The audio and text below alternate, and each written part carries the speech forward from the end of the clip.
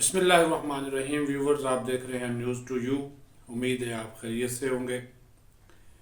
آج تھوڑا سا سیاست سے ہٹ کر ہم بات کریں گے ان دو ایشوز کے اوپر جس کے اوپر بھی ہمارے جو قومی سلامتی کے جو ادارے ہیں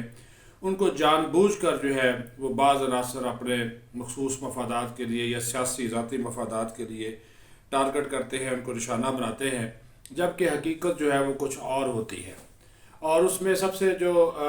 بڑی بات ہے جس مدعے پہ آ جاتے ہیں وہ ہے لاپتہ افراد کا جو ہے وہ معاملہ، وہ آپ کے سامنے ہی ہے۔ پاکستان میں لاپتہ افراد کے حوالے سے ایک کمیشن بھی بنا ہوا ہے، جسٹس ریٹائرڈ جوید اقبال کی سربراہی میں، وہ سماعت بھی کرتا ہے۔ کچھ لوگ جو ہے وہ بازیاب بھی ہوئے ہیں، کچھ لوگ جو ہے وہ خود لاپتہ ہوئے، جا کر وہ دہشت گردوں سے مل گئے، دہشت گرد تنظیموں سے مل گئے، خود جو ہے وہ غائب ہو گئے، اور الزام جو ہے وہ لگا دیا گیا اداروں کے اوپر۔ اور یہ عمومی طور پر ہوتا ہی ہے کہ کسی ایک پہلو سے اس معاملے کو دیکھا جاتا ہے، اور نقصان یہ ہوتا ہے کہ دوسرے پہلوؤں کو نظر انداز کرنے سے یہ معاملہ ایک طرح کا یک طرفہ جو موقف ہے وہ بن کر رہ جاتا ہے، جو ہمیشہ متنازع رہتا ہے۔ Laura Ferguson University of Western Ontario Canada سے وابستہ ایک پی ایچ ڈی ہیں، ان کا اس حوالے سے کہتے ہیں جب انہوں نے وہ مسنگ پرسن ریسرچ پر ریسرچ کی ہے ہب میں، تو اس کی وہ بانی بھی ہے۔ کینیڈا میں مسنگ پرسن کے معاملے پر انہوں نے ایک تحقیق کی۔ وہ کہتی ہے کہ پہل لاپتہ افراد سے مراد وہ لوگ تھے جو سیریل قاتل تھے، اچانک غائب ہو گئے، پراسرار طور پر گم ہوئے یا عوامی زندگی میں مجرمانہ طور پر بدنام تھے۔ اس موضوع پر کئی کرائم شو ہوئے۔ عوام لاپتہ افراد کے امور پر تحقیق کرنے والوں، پولیس اور سیکیورٹی اداروں سے براہ راست رابطے میں نہیں ہوتے، اس لیے اکثر اوقات وہ غائب ہونے والے یا لاپتہ کر دیے گئے شخص کے پسماندگان اور گھریلو حالات کی بنیاد پر ان سے اظہار ہمدردی کرتے ہیں۔ معلومات کی کمی قانون نافذ کرنے والے اداروں کے خلاف پروپیگنڈا میں معاونت فراہم کرتی ہے۔ لاپتہ افراد کے معاملے کو جو ہے وہ پاکستان میں زیادہ تر بلوچستان میں پرتشدد تنظیموں کی سرگرمیوں کے تناظر میں پیش کیا جاتا ہے۔ جب کوئی عسکریت پسند گرفتار ہو یا مارا جائے تو قانون نافذ کرنے والے جو ادارے ہیں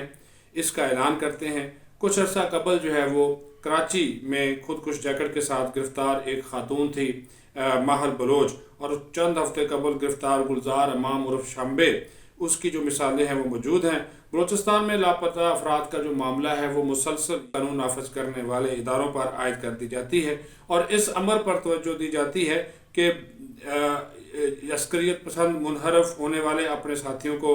مار دیتے ہیں یا انہیں قید کر لیتے ہیں۔ ایسی رپورٹس موجود ہیں جن کے مطابق لاپتہ سمجھے جانے والے افراد یورپ میں پناہ گیر کے طور پر ملے، یعنی کہ اسائلم وہ حاصل کرنے کی کوششیں کرتے ہیں، پناہ لینے کی، اور ریاست کو ظالم، انسانی حقوق کی خلاف ورزی کی مرتکب اور بنیادی حقوق غصب کرنے والی طاقت قرار دے کر بہت سے لوگ مغربی ملکوں میں پناہ لیتے ہیں۔ یہ ایک حقیقت ہے، اس میں کوئی شک نہیں ہے، کوئی دو رائے نہیں ہے، ریکارڈ اس کا جو ہے وہ بھی موجود ہے۔ یہ ایسا ہی ہے جیسے پاکستان کے پرامن علاقوں سے باہر منتقل ہونے کے لیے کچھ افراد اپنا مذہب تبدیل کرنے کا جواز پیش کرتے ہیں، اور کچھ ایسے ہیں جو ہیومن رائٹس کے نام کے اوپر، دیگر رائٹس کے نام کے اوپر ریاست پاکستان کو ظالم قرار دے کر مغربی ریاستوں میں پناہ چاہتے ہیں۔ بنیادی مسئلہ معیشت کا ہے، اور لاپتہ افراد سے جڑے اکثر قصے معاشی مجبوریوں،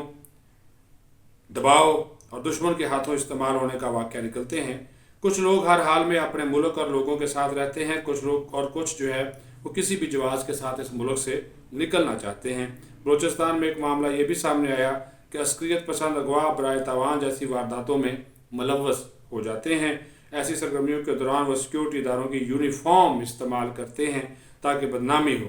2012 میں لاپتہ افراد کے کمیشن کے سربراہ جسٹس ریٹائرڈ جوید اقبال نے میڈیا کو اس وقت بتایا تھا کہ وزیر اعلیٰ بلوچستان نے کمیشن کو 945 لاپتہ افراد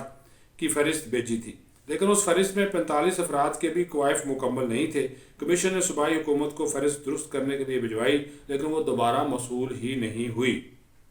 کمیشن کے سربراہ کا کہنا تھا کہ دہشت گردی کے مقدمات میں ملوث افراد بھی لاپتہ افراد کی فہرست میں شامل کر دیے گئے، جبکہ بیرون ملک مقیم کچھ لوگوں کے نام اس فہرست کا حصہ ہیں۔ جسٹس ریٹائرڈ جوید اقبال نے بتایا کہ ایک ہفتے کے دوران 12 افراد کو بلوچستان سے بازیاب کرایا گیا۔ کچھ لاپتہ افراد افغانستان میں موجود ہیں، لیکن ان تک رسائی حاصل نہیں کیونکہ وہ علاقے امریکہ کے کنٹرول میں تھے۔ شکایات موصول ہونے پر 2011 میں حکومت نے جبری گمشدگیوں کے معاملے کی تحقیق کے لیے ایک انکوائری کمیشن قائم کیا تھا، اور اس انکوائری کمیشن کو جو ہے وہ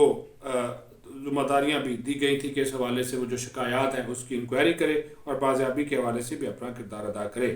ایمنسٹی انٹرنیشنل کے مطابق 2021 تک کمیشن کو 3000 درخواستوں سے لے کر اب تک 7000 درخواستیں موصول ہو چکی ہیں، جن میں سے 5000 کا معاملہ نپٹا دیا گیا ہے۔ پارلیمنٹ اور ادارے لاپتہ افراد کے مسئلے کو سنجیدگی سے دیکھ رہے ہیں۔ سیاسی نظام کی کم اہلی اپنی جگہ، لیکن سماج کے تحفظات کو کبھی بھی نظر انداز جو ہے وہ ہم نہیں کر سکتے۔ ایک رپورٹ کے مطابق لاپتہ ہوئے افراد یا لوگوں کی جبری گمشدگی کا معاملہ پوری دنیا میں مختلف ملکوں میں اس کی وجوہات الگ الگ ہیں۔ 2018 سے 2022 کے دوران امریکہ میں 5,21,705 افراد غائب ہوئے۔ اسی مدت میں برطانیہ کے 2,41,064 افراد لاپتہ ہوئے۔ ان 4 برسوں کے دوران جرمنی میں 11,000، بھارت میں 3,47,524 اور نیپال میں 10,418 افراد لاپتہ ہوئے۔ پاکستان میں اس دوران 2,000 کے قریب افراد کے لاپتہ ہونے کی شکایات ملی۔ ان اعداد و شمار کا جائزہ لینے سے پتہ چلتا ہے کہ پاکستان کی سیکیورٹی صورتحال کو جواز بنا کر شہریوں کی جبری گمشدگی کے واقعات کو بڑھا چڑھا کر جو ہے وہ پیش کیا جاتا ہے،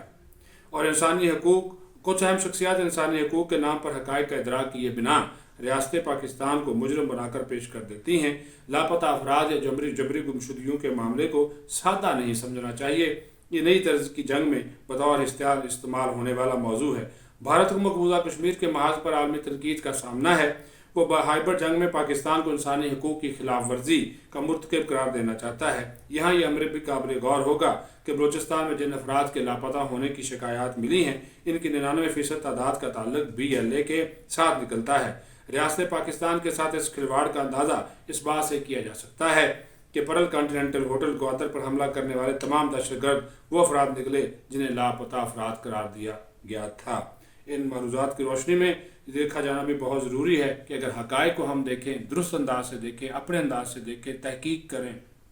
تو پھر حقیقت کچھ اور نکلے گی۔ جس طرح میں نے شروع میں کہا کہ اس مقصد کو، اس معاملے کو سیاسی مقاصد کے لیے استعمال کیا جاتا ہے، اداروں کو بدنام کرنے کے لیے، خاص طور پر ISI اور دیگر جو ہمارے انٹیلیجنس کے ادارے ہیں، لا انفورسمنٹ ایجنسیز ہیں، ان کو جو ہے وہ اس کے لیے استعمال کیا جاتا ہے۔ حالانکہ ISI وہ قومی سلامتی کا پریمیئر ادارہ ہے جو ہماری پہلی دفاعی لائن اس کو سمجھا جاتا ہے، اور گزشتہ دنوں اسی ISI کی وجہ سے، کامیاب آپریشن کی وجہ سے، جو انتہائی مطلوب دہشت گرد تھا بلوچستان میں، تو گلزار عرف شامبے، اس کو جو ہے وہ گرفتار کیا گیا، اور یہ کلبھوشن یادیو کے بعد سب سے بڑی جو ہے وہ کامیابی سیکیورٹی فورسز کی سمجھی جاتی ہے۔ اور اسی وجہ کے اوپر جب قومی سلامتی کمیٹی کا اجلاس ہوا تھا 2018 تک، قلعدم بلوچ ریپبلکن آرمی میں برہمدار بگٹی کا نائب رہ چکا ہے۔ ساری تفصیل جو ہے وہ آ چکی ہے، لیکن اس کے باوجود پاکستان کے جو سیکیورٹی ادارے ہیں، انٹیلیجنس ادارہ ہے ISI، اس کو بدنام کرنے کے لیے جو براہ ہے وہ پاکستان کو دنیا بھر میں بدنام کرنا چاہتی ہے، اور اسی وجہ سے آپ دیکھ لیں کہ وہ اس حالیہ مثال لندن اور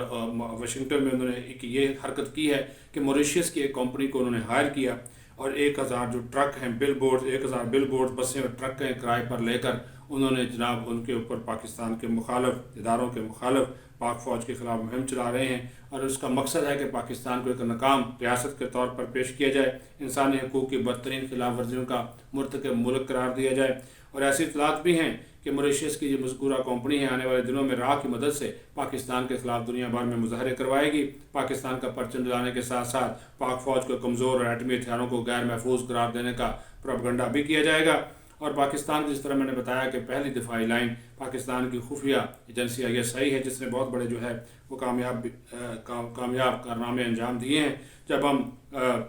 سو رہے ہوتے ہیں تو یہ اہلکار، افسران، جوان اپنی جان ہتھیلی پر اپنی جانوں کا نذرانہ پیش کرتے ہیں، لیکن بھارت کو